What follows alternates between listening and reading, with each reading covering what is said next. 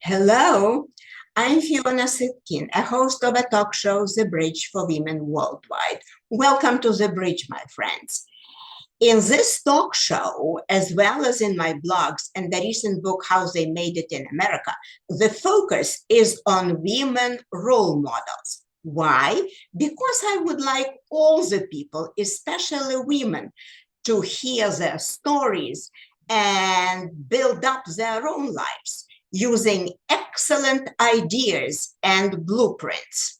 The topic of our show today is The Leader Unstoppable Like the Sun, starring Dr. Ellen Joan Nelson, who was a former academic, a former New Zealand Army engineer officer, a strategy consultant, a mother of two boys, and also she is now running her own business. She never stops.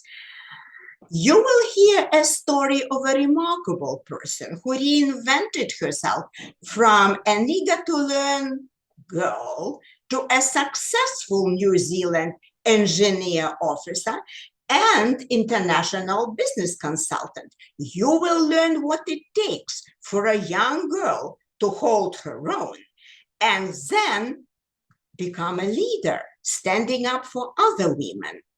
Welcome to our show, Ellen. Welcome.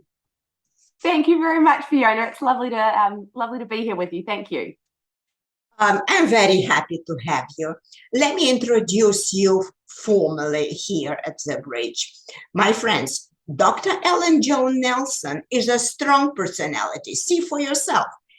Ellen spent 10 years in the New Zealand Army, graduating on exchange scholarship from the Australian Defence Force Academy and Royal Military College. When working full-time, just note, working full-time, she became an academic strategy consultant and a mother of two little boys, Monty and Toby. Ellen's doctoral research focused on well-being of women has been used to make improvements in the New Zealand Army and then in other organizations. She just never stops. So, welcome to our show again, and we are very grateful to have you here, Ellen. Thank you, Fiona. That was a very generous introduction. Okay, now let me ask you the first question for starters. You grew up in New Zealand, right? Yes. What was your big dream when a young girl, and how did you go about it, I wonder? So I wanted to join the army right from when I was a little kid. I remember an advertisement on TV that said the army kind of offered everything: adventure, travel, education, friends, training, all these amazing opportunities. And so when I was a little child, I thought that's what I want to do when I grow up. And I did, and I loved it. I understand it took some effort and you had to work hard putting your dream into reality. I'm wondering what helped and who was your role model, if any? Yeah, so I think my family, both my mum and my dad and my little brother, were both my role models and my biggest supporters. You know, right from when I was a little kid, when I told people I wanted to join the army, mum and dad were right behind me. There was never any comments about that might be difficult or that might be challenging. It was, yeah, of course you can. If that's what you want to do, Ellen, we believe that you'll achieve that. And so I kind of always had this belief in myself, which was really from my parents and my little brother, that if I put my mind to something, I can do it. And so, that's how I got to the army. Thank you for sharing. It's very interesting. Well, I really like your focus on the structural barriers for women in the workplace.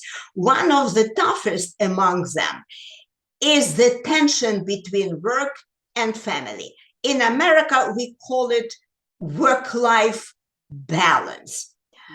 Now I'm wondering, what are the typical solutions to these issues versus your solutions as a consultant and a mother of two.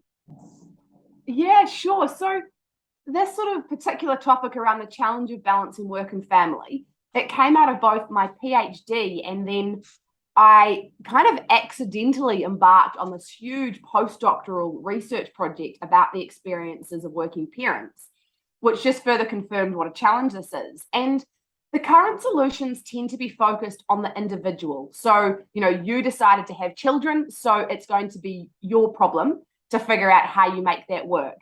Organizations who maybe are a little more caring than that, they're still offering solutions that are focused on the individual. So it might be, say, coaching courses for the parents, quite often directed at the mums, or networking groups, or training courses for women in leadership. But it's all really targeted at kind of fixing the individual. I kind of flip that and I see it as a structural challenge, and that actually having children, even for people that don't have children, we need the human race to populate, so we need some people to be having children, should be a social and an organizational challenge. And so what I do is I help organizations to change the structures that are making it so darn difficult to be a working parent. And importantly, Fiona, I do it in a way that is commercially smart for that organization. So not removing the structures at the expense of the business, but removing these structural barriers, good for the individual, but good for the organization as well, and good for the bottom line. Well, thank you so much. This is a really original approach. Thank you for explaining that. Well, let us discuss a little bit different but very connected topic, cultural differences in all the countries that you traveled on business. You live and work 16 hours from America and far from many other countries. Do you think that your solutions will work just as well in the other cultures? What is your message on that? Yeah, so I'm really convinced that it can. What I will say is that my research is based on New Zealand as the starting point, but it also includes people from Australia, America, Canada, the UK, and Singapore. So those countries are often referred to as ABCANs, those 5 countries with 5 eyes. Yeah, we are slightly different. Of course, culturally, there's a bit of a difference between Kiwis, New Zealanders, and Americans, but actually we are pretty similar, Fiona. The other thing that I would say is, so that's the people that I interviewed, but all the literature that I drew from my research, most of it comes from America and from the UK. So, New Zealand, we're not that big, so there's not a huge pool of research. So most of my research comes from those bigger countries. And in fact, some of the businesses that are operating in the way that I'm, helping organizations to operate, the case studies examples are from America. So I'm really convinced that, yep, I'm a Kiwi from little old New Zealand, but my findings and my research is absolutely relevant to these other countries that we have a lot of similarities. Yeah, and the experience confirms that this is true, that it works, right? Yes, absolutely. Yeah, it's precious. Thank you so much for sharing. Now, among your many overseas deployments, I would like to hear more about one of them, the one in Afghanistan, about the Afghan evacuation task. On this pretty picture, do you see the picture? You are hugging 2 girls, 2 Afghan girls, I believe. Could you please elaborate on that? What you learned there and how did it go? Yeah, sure. So briefly, when I was in the New Zealand Army, I had the privilege of serving in Afghanistan. So I spent a little over 7 months there back in 2010, 2011. And as the engineer officer, I had a team which included 5 Kiwi soldiers and also 15 locals. And they were very much part of our team. So, there was 21 of us in total. We were a team. We spent a lot of time together, working, eating, hanging out, talking to each other. And when I left Afghanistan, so just on a year ago, August 2021, unfortunately and quite devastatingly, the Taliban took over in Afghanistan. And what that meant is that all of the people that had worked for foreign defense forces, like these guys in my team, were now an incredible risk. And so a year ago, one of those guys from my team reached out to me, begging me, could I help him and his family? I said, I have no idea how to do that, but of course I will. And in a matter of days, Fiona, it kind of snowballed from just helping this one family to helping or kind of advocating for about 50 families. And when you add their wives and children, it added up to several hundred people. And it was an incredibly difficult task, Fiona. It's taken the best part of almost the last year of my life. I've been volunteering about 30 to 40 hours a week on this for kind of 10 months straight. But it wasn't just me. I was joined by 3 other amazing guys, including Chris Parsons and Martin Dransfield. And we became a team, Fiona. And we were supported by people beyond our team. So there were generous people who donated money. We raised hundreds of thousands of dollars. There was people from the media who supported us. There were Afghan interpreters who helped with this task. There were other advocates beyond us. And we collaborated with our government, Fiona, which was actually a pretty amazing example of collaboration between a government department, because it was their job to bring these people here. Our government made a commitment that they would bring these people to safety, but we helped them do it. And so it was this amazing collaborative effort between government officials and us as private volunteer advocates. And there were so many barriers, Fiona. I don't even know how to explain just how difficult this task was. These people were on the other side of the world in Taliban-controlled Afghanistan. Most of them don't speak English. They don't have access to internet. There's a global pandemic going on. Wow. But one by one, we managed to get them here. And 563 people in total. The last family on our list evacuated in late May of this year. And so that photo is, it's pretty special, actually. That's 2 of the little girls that we helped. And so that's a very, very, very pretty picture.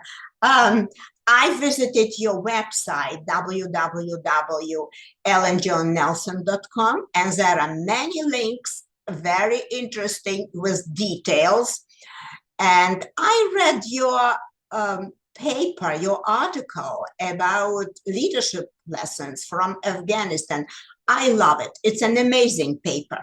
And by the way, from that paper, I can draw a connection to many women leaders who I interviewed for the Huffington Post and for my book. Similarly to you, they did something difficult and then put it to paper, summarize their leadership lessons so they could help others. Because true leaders, they never stop, and you absolutely belong there, really.